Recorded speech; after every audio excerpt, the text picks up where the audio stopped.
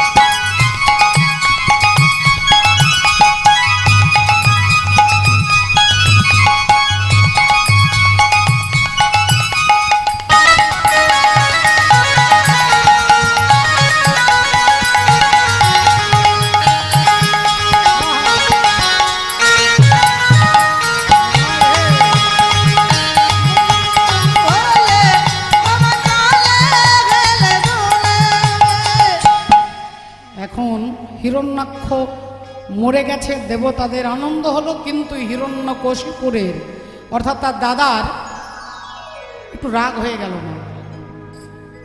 দুই ভাই হিরণ্যকশিপুর আর হিরণ্যাক্ষ একসঙ্গে মাতৃগর্ভ থেকে জন্মগ্রহণ করেছেন। এবার আমি মায়েদের কাছে একটু জেনে নেব, দুটো ছেলে একসঙ্গে যদি মাতৃগর্ভে জন্মগ্রহণ করে সেই ছেলেদেরকে কি ছেলে বলে? যমজ তো। তা দুটো ছেলে হলে যমজ হবে, অনেকের আছে, হতে পারে, কিন্তু প্রশ্ন হলো কে দাদা হবে কে ভাই হবে? মায়েরা বলবেন কে দাদা হবে? যে বড় হবে, যে আগে হবে সে দাদা হবে, যে পরে হবে সে ভাই হবে। আপনারা ঠিক জানেন, ভালো জানেন, খুব সুন্দর জানেন, কিন্তু শাস্ত্র বলছে এর উল্টোটা, যে আগে হবে সে ভাই হবে আর যে পরে হবে সে দাদা হবে। যে আগে হবে সে ভাই, যে পরে হবে সে দাদা। আপনারা বলবেন এরকম উদ্ভট বললে কি আর আমরা মেনে নেব? বলে মা উদ্ভট নয়। ধরুন আপনি একটা থলি নিয়ে বাজারে গেছেন, বাজারে বড় বড় দুটো কুমড়ো দেখেছেন, কুমড়ো দুটো কিনে থলির মধ্যে নিয়েছেন, এবার বাড়ি এসে রান্না করবেন কুমড়ো। তা যে দুটো কুমড়ো থলিতে নিয়েছেন, যে কুমড়োটা থলিতে আগে রেখেছেন সে কি আগে বেরোবে, না যাকে পরে রেখেছেন সে আগে বেরোবে? তাহলে যে আগে হয়ে গেছে সে আগে বেরোতে পারছে না, যে আগে হয়ে গেছে সে আগে বেরোতে পারছে না, যে পরে সৃষ্টি হয়েছে সে আগে বেরোচ্ছে। তাই সে যে আগে হবে সে ভাই আর যে পরে হবে সে দাদা। তাই হিরণ্যাক্ষ আগে হয়েছে সে ভাই, হিরণ্যকশিপুর পরে হয়েছে সে দাদা। এই হিরণ্যকশিপুরের খুব রাগ হয়ে গেল, আমার ভাইকে হত্যা করেছে হরি, আজ থেকে হরি আমার শত্রু, আজ থেকে হরি আমাদের বংশের শত্রু। তাই যতদিন এর প্রতিশোধ না নেব ততদিন আমার মনের আগুনটা নিভবে না। কিন্তু এখন অপেক্ষা করে যেতে হবে। হিরণ্যকশিপুর বড় হলো, যৌবনে পদার্পণ করলেন, বিবাহ করলেন এক সতীসাধ্যী রমণী নাগরাজার কন্যা কয়াধু দেবীর সঙ্গে হিরণ্যকশিপুরের বিয়ে হয়ে গেল। হিরণ্যকশিপুরের সঙ্গে বিবাহ হয়ে গেল। বিবাহ তো হলো, রাধে রাধে। দেখতে দেখতে বিয়ের 3 বছর পেরিয়ে গেল।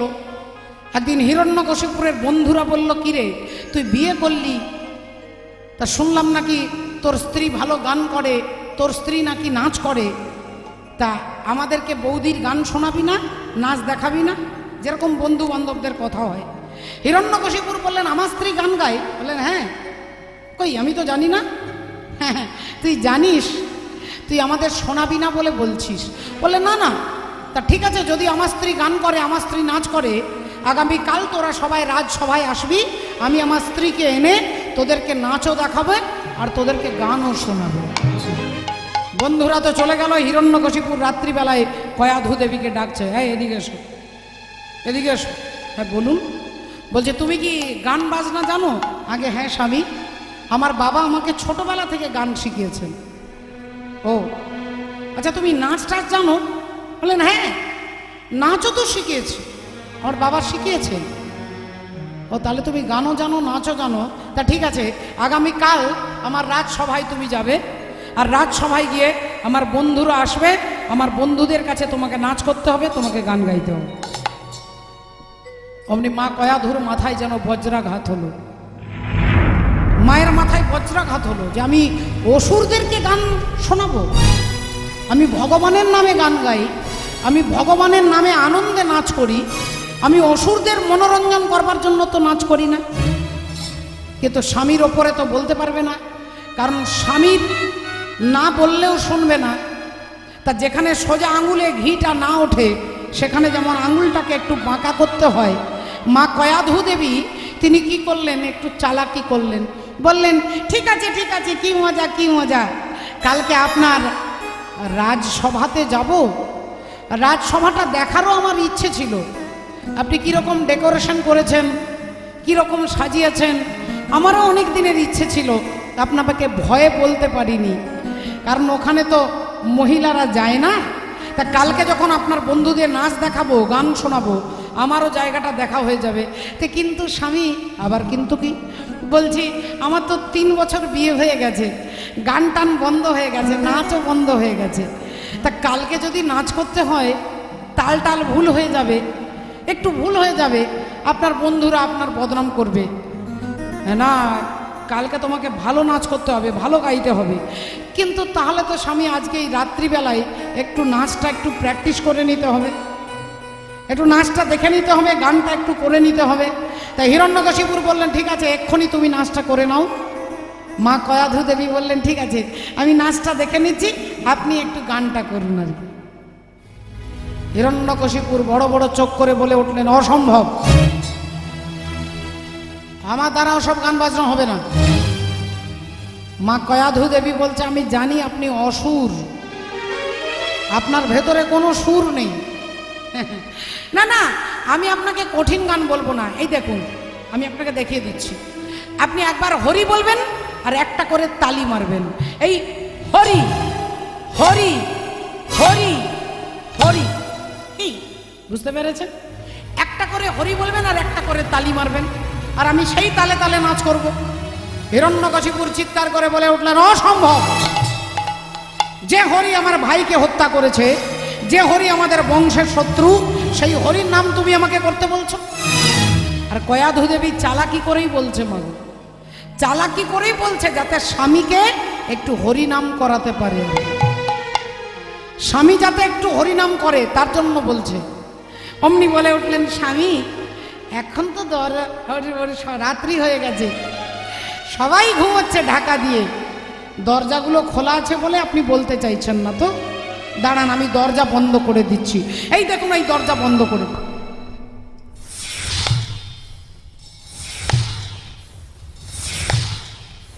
এই দরজা বন্ধ করে দিয়েছি, আর কেউ শুনতে পাবে না। এবার একটু হরি বলুন। হিরণ্যকশিপুর বললেন বললাম তো হবে না, আমি বলতে পারবো না।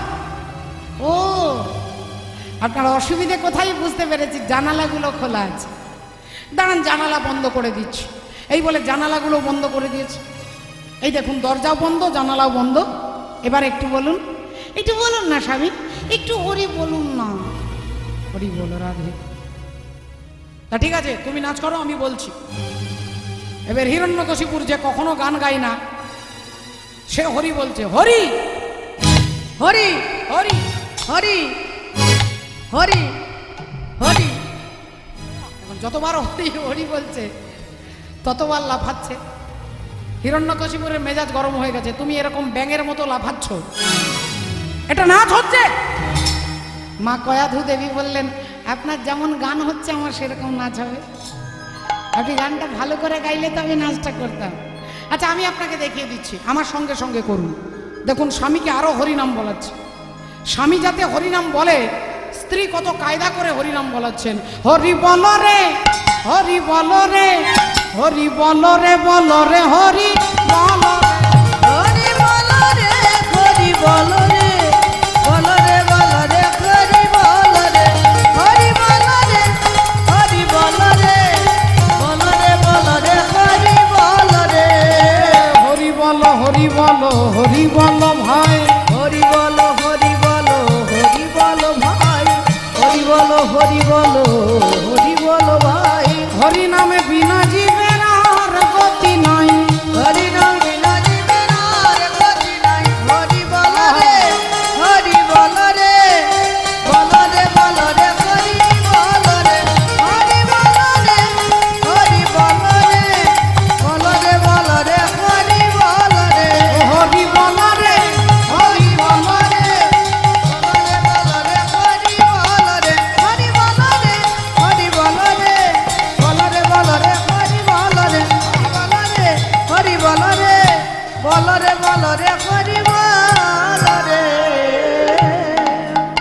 যত হরিনাম বলছে, এবার মা কয়াধু দেবী স্বামীর দৃষ্টি আকর্ষণ করার জন্য তিনি আনন্দে নাচ করছেন। এবার নিজের ভঙ্গিমায়, এতক্ষণ স্বামীকে হরিনাম করানোর জন্য নাচ করছিলেন, এবার নিজের ভঙ্গিমায় নৃত্য শুরু করেছে। আমার চোখে যদি লাগে ভালো, কেন চাইব না? আমার চোখে যদি লাগে ভালো, কেন চাইব না? চোখে যদি লাগে ভালো, কেন চাইব না? ওগো দেখব কেবল মুখখানে তার, আমি দেখব কেবল মুখখানে তার। ও যে কারো কথা মানব না, মানব না, মানব না, মানব না গো। কেন চাইব না? আমার চোখে যদি লাগে ভালো, কেন চাইব না? আমার চোখে যদি লাগে ভালো, কেন চাইব না? আখি যে দিয়েছে বিধি,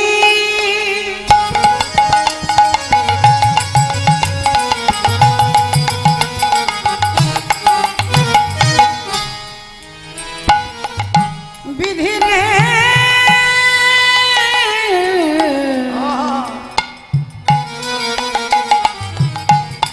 বিধি রে বিধি রে,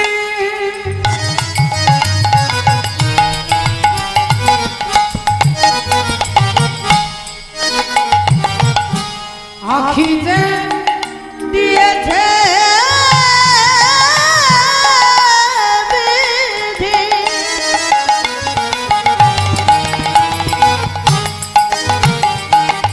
ওগো দেখব তারে নিরবধি, আমি দেখব কেবল, আমি দেখব কেবল, ওগো মুখখানে তার, আমি দেব কেবল মুখখানি তার। ওরে কারো কথা মানব না, মানব না, মানব না, মানব না গো। কেন চাইব না? আমার চোখে যদি লাগে ভালো, কেন চাইব না? আমার চোখে যদি লাগে ভালো, চোখে যদি লাগে ভালো, চোখে যদি লাগে ভালো, কেন চাইব না? অপূর্ব ভঙ্গিমায় মা কয়াধু দেবী নৃত্য করছে। হিরণ্যকশিপুর ছুটে গিয়ে স্ত্রীকে আলিঙ্গন করেছে, আর স্ত্রীকে আলিঙ্গন করে বলছে, অপূর্ব অপূর্ব সুন্দর তোমার নৃত্য। অমনি মা কয়াধু দেবী স্বামীর কানে কানে বলছেন, স্বামী, আচ্ছা আমার নাচ কি আপনার ভালো লেগেছে? বললেন, ভালো লেগেছে বলেই তো জড়িয়ে ধরেছি। বললেন, তাহলে কালকে যখন আপনার রাজসভায় আমি এরকম নাচ করব, আপনার বন্ধুদের যদি ভালো লাগে, তাহলে আপনার বন্ধুরাও আমাকে এরকম জড়িয়ে ধরবে। সঙ্গে সঙ্গে হিরণ্যকশিপু বলছে, খবরদার বলছি, খবরদার, কালকে তুমি নাচ করতে যাবে না। যাব না? না। আমি গান গাইব না? না। এ মা, আপনি তো ওদেরকে কথা দিয়েছেন। না, সে আমি বুঝে নেব। তুমি কালকে খবরদার রাজসভাতে যাবে না, তুমি আমার বন্ধুদের কাছে নাচ করবে না, গান গাইবে না। আর যেই বলেছে, কয়াধু মনে মনে ভগবানকে প্রণাম করছেন। আমার বিপদে গোবিন্দ, আপদে গোবিন্দ, গোবিন্দ আমার প্রাণ। আমার বিপদে গোবিন্দ,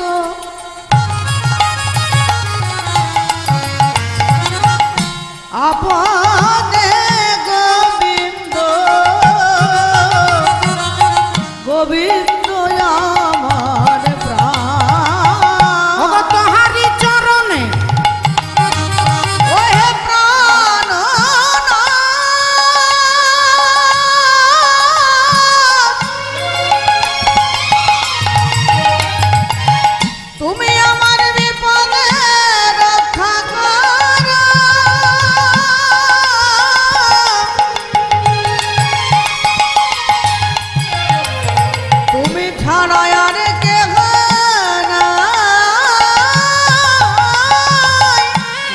ওহে প্রাণনা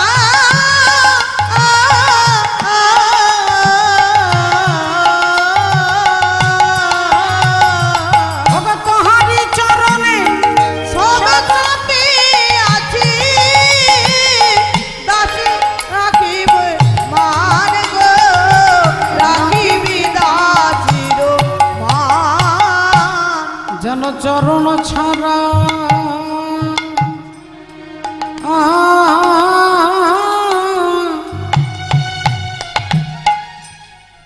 করো না গো আমায় চরণ ছাড়া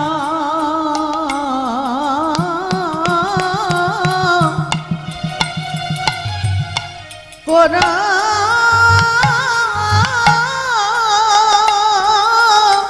না গো। আমি তোমার ওই চরণে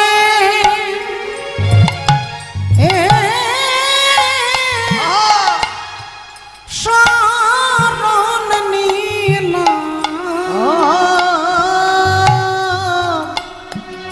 প্রভু গো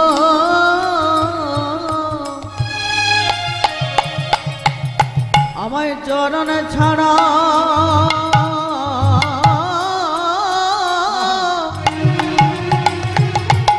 কোন না গো। আমি নিলাম তোমার শরণে নিলাম ওই চরণে সব সপিলাম নিলাম তোমার শরণ নিলাম ওই চরণে সব সপিলাম আমি নিলাম তোমার শরণে নিলাম বলি আজ বলতে আমি তোমার গোলাম নিলাম তোমার শরণ নিলাম আজ বলতে আমি তোমার গোলাম নিলাম তোমার শরণ নিতাই গৌর আমি তোমার গোলাম নিলাম তোমার শরণ নিলাম আজ বলতে আমি তোমার গোলাম ওই চরণে শরণ পেলাম। মাননীয় ভক্তমণ্ডলী ভক্তিমতী মায়েরা এই যে স্ত্রীকে আলিঙ্গন অবস্থায় জিজ্ঞাসা করছে হরি কীরকম দেখতে, হরি কীরকম, আর এই হরির আলোচনার মধ্য থেকে মায়ের গর্ভে সন্তান এলো। তাই ভগবানের নামে সন্তান গর্ভে এলো, তাই তিনি হবেন প্রহ্লাদ, আর নামকে বাদ দিয়ে যখন আসবে তখন তিনি হবেন জল্লাদ। হরি হরি বল। প্রহ্লাদ গর্ভে এলো, হিরণ্যকশিপুর ওই যে হরির প্রতি প্রতিশোধ নেবে বলে তপস্যায় চলে গেলেন মন্দার পর্বতে। তপস্যায় শক্তি সঞ্চয় করবার জন্য তপস্যা করতে চলে গেলেন। এদিকে স্ত্রীর গর্ভে মা কয়াধু দেবীর গর্ভের সন্তান একটু একটু করে বৃদ্ধি হচ্ছে। 1 মাস 2 মাস 4 মাস 6 মাস 7 মাসের গর্ভবতী মা দেবরাজ ইন্দ্র ভাবলেন এ তো হিরণ্যকশিপুরের ছেলে, তাহলে ছেলেও তো এরকম অসুর হবে, দুরাচারী হবে, তাহলে ছেলের জন্মের আগেই ছেলেকে মেরে ফেলবো। দেবরাজ ইন্দ্র যখন মা কয়াধুকে চুলের মুঠি ধরে টানতে টানতে নিয়ে যাচ্ছে গর্ভের সন্তানকে নষ্ট করবে বলে, অমনি কয়াধু দেবী জানে যে রাখে হরি তো মারে কে, আর মারে যদি হরি তো রাখে কে। হরি হরি বল। কয়াধু দেবী চিৎকার করে ভগবানকে ডাকছে, তুমি যোগী ভগবান ভক্তেরই প্রাণ, তবে কেন দুঃখ দাও ওহে দয়াল, তবে কেন দুঃখ দাও। তুমি যদি ভগবান ভক্তেরই প্রাণ, তবে কেন দুঃখ দাও ওহে দয়াল, তবে কেন দুঃখ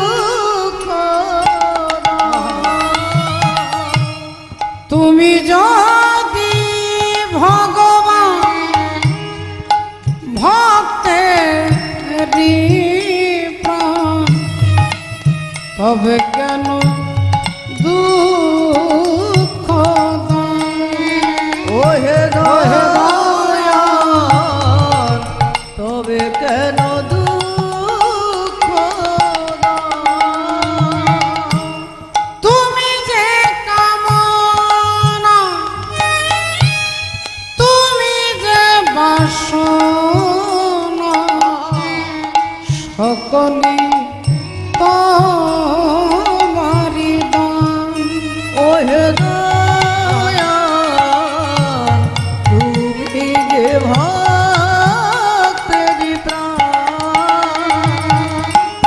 তুমি যদি ভগবান ভক্তেরি প্রাণ তবে কেন দুঃখ দাও?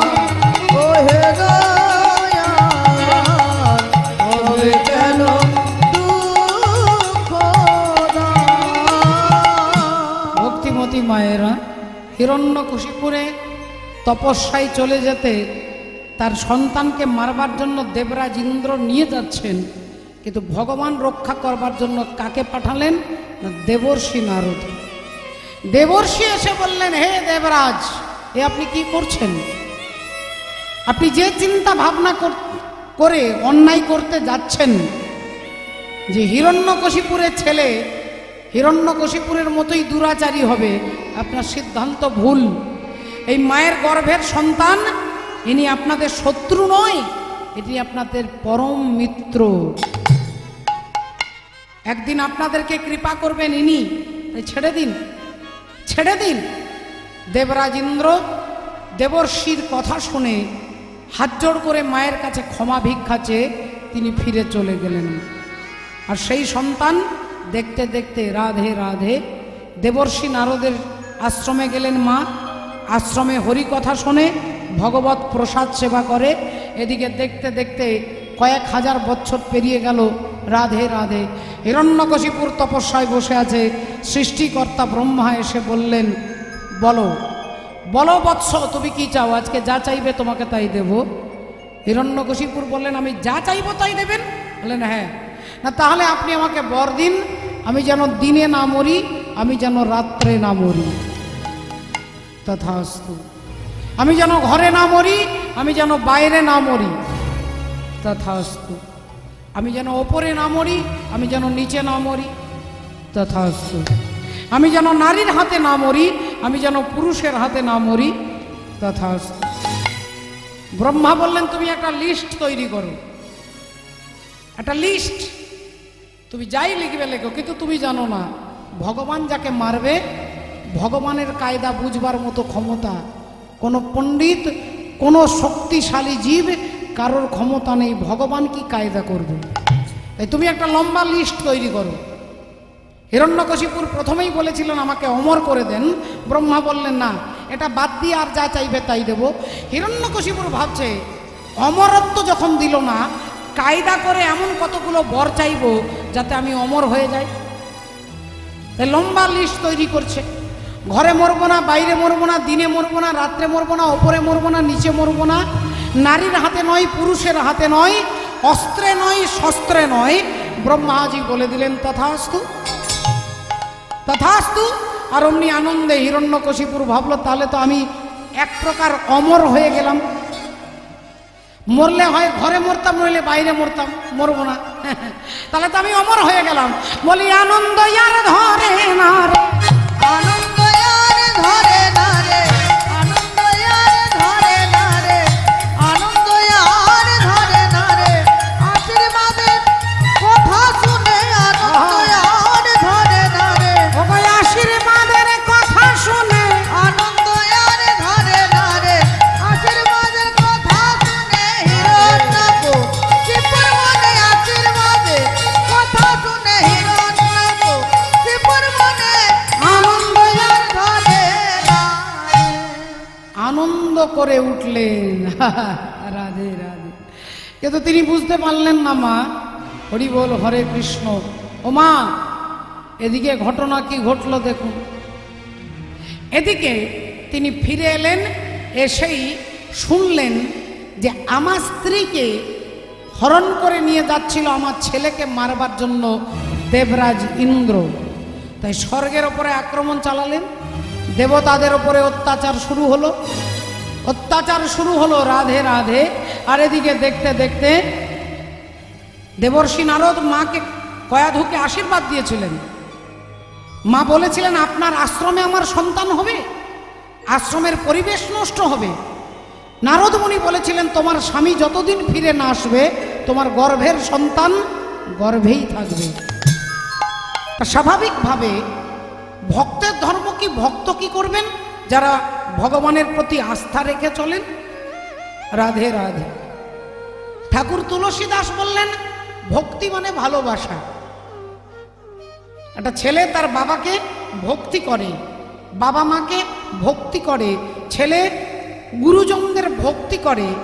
কিন্তু গুরুজন যখন সন্তানকে ভক্তি করবে না, গুরুজন সন্তানকে ভালোবাসবেন, স্নেহ করবেন। তাহলে ভগবান হলেন সকলের পিতামাতা, তাই তাকে ভালো লাগাটাই হচ্ছে ভক্তি। ভগবানের প্রতি ভালোবাসাটাই হচ্ছে ভক্তি। আর এই ভালোবাসা একে শেখানোর জন্য মহাপ্রভু আসছেন যে কিভাবে পর্যায়ক্রমে রাধে রাধে গুরু পরম্পরা ধরে কিভাবে ভগবানের কাছে পৌঁছাতে হবে। এর জন্যই গুরু দরকার বাবা। আমি ডাইরেক্ট ভগবানের কাছে যেতে পারবো না, আমাকে গুরু পরম্পরা অনুযায়ী, প্রণালী অনুযায়ী ভগবানের কাছে, রাধা গোবিন্দের কাছে পৌঁছাতে হবে। এটাই জানানোর জন্য অন্যান্য যুগের ভগবানের সঙ্গে এই কলিযুগের ভগবানের পার্থক্য। কলিযুগের ভগবান ভগবানের কাছে পৌঁছানোর পদ্ধতিটা জানিয়ে দেওয়ার জন্য এলেন। তাই জন্যই মহাজন বলছে যদি গোরা নাই আসিত কি মতি হইত কেমনে ধরিতাম দে। যদি গোরা না আসিত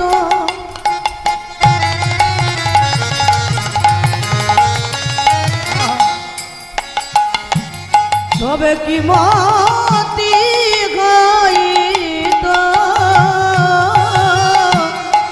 কেমনে ধরিতাম দে।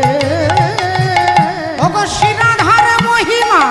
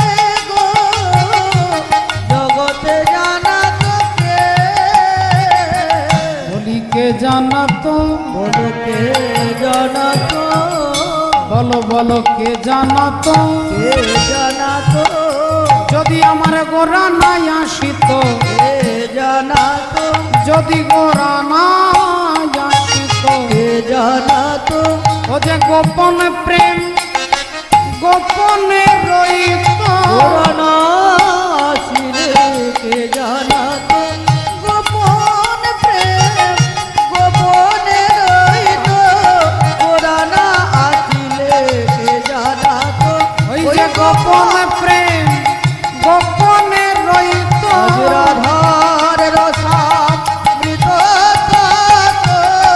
গোপন প্রেম গোপনে রইত, রাধার রসামৃত গোপন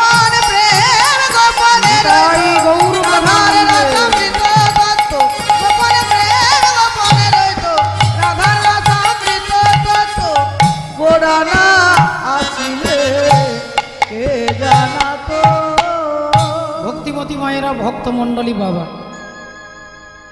তাহলে যে প্রেম জগতের জীবের দরজায় দরজায় এনে দেবার জন্য ভগবান এলেন, সেই প্রেম পেতে গেলে বলে সাধু সঙ্গ, সাধু সঙ্গ সর্বশাস্ত্রে কয়, লবমাত্র সাধু সঙ্গ জীবের সর্বসিদ্ধি হয়।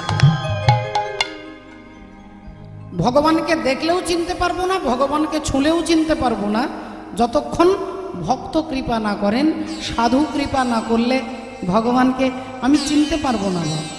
পদকর্তা তাই বলছেন, কলি ঘোর তিমিরে গরাসল জগজনে ধর্ম করম রহুদু। তাই তাকে ধরতে গেলে আগে কাকে ধরতে হবে? অসাধনে চিন্তামণি।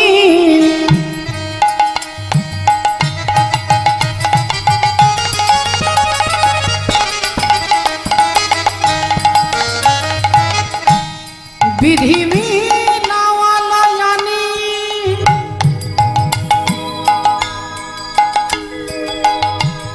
অসাধনে চিন্তামণি।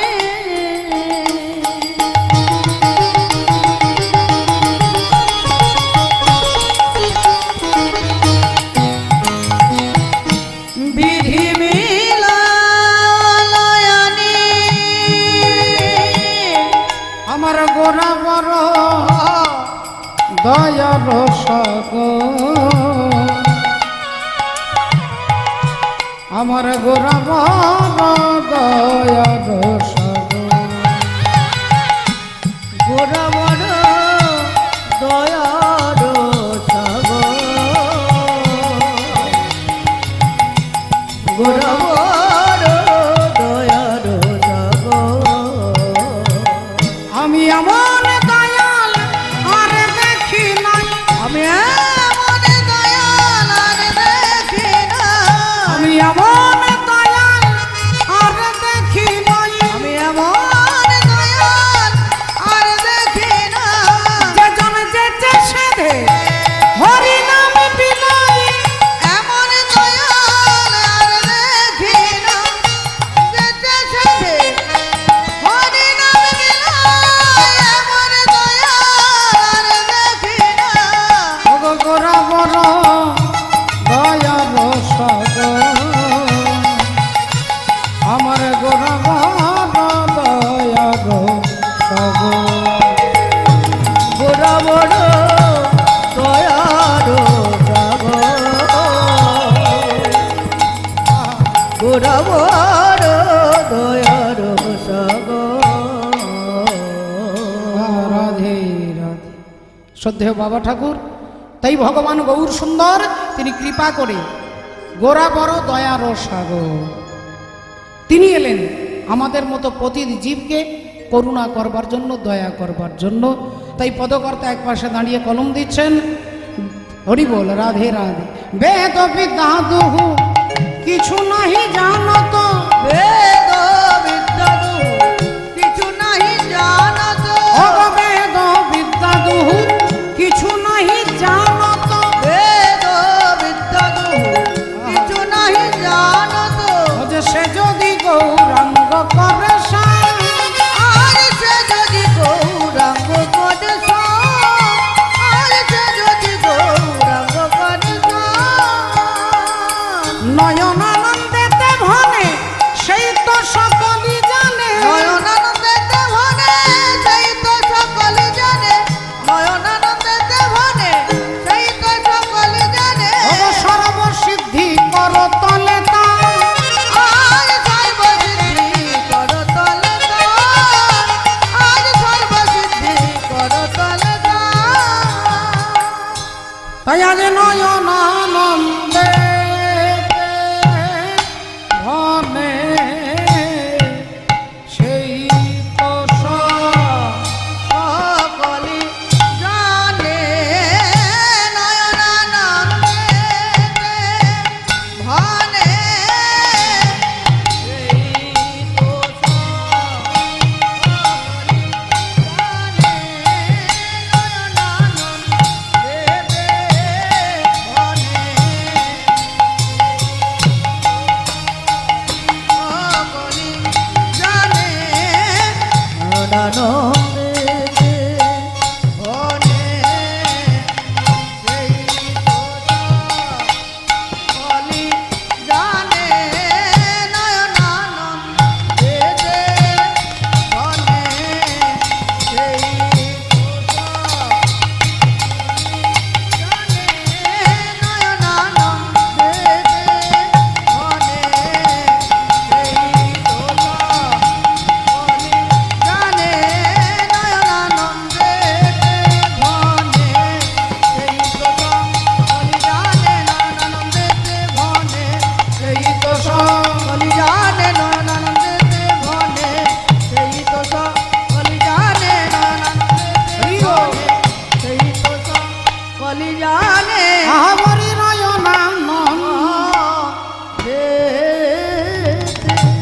জয় জয় জগৎ গুরু, তুমি বাঞ্ছা কল্পতরু, সিক্ত কর তপ্ত মরু, করুণা তোমার, করুণা তোমার। তুমি মাতা তুমি পিতা, তুমি জগতের ত্রাতা, কেহ নাই তোমা ভিন্ন ইয়া। তোমা ভিন্ন সকলের চরণে আমার দণ্ডবোধ প্রণাম জানিয়ে আসুন আজকে